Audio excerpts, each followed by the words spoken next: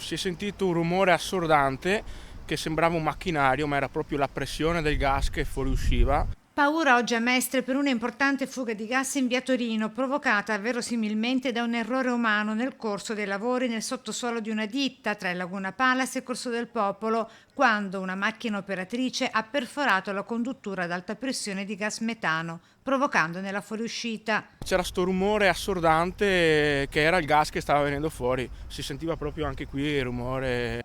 Nessun ferito fortunatamente, ma il bilancio di 2 palazzine evacuate, così pure il McDonald's e il supermercato di Via Torino, tutti gli uomini della polizia locale da Venezia e da Piazza Ferretto deviati a presidio dei 150 metri di area dal punto dell'incidente.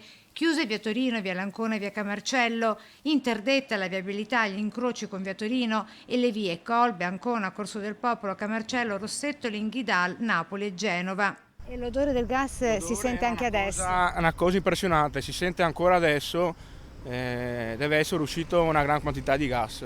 Disposta l'apertura del COC, il centro operativo comunale, presso l'unità operativa di protezione civile, nella Smart Control Room, per coordinare le emergenze e l'attività dei volontari. Sul posto squadre di Italgas, vigili del fuoco, polizia locale, polizia di Stato e della stessa protezione civile.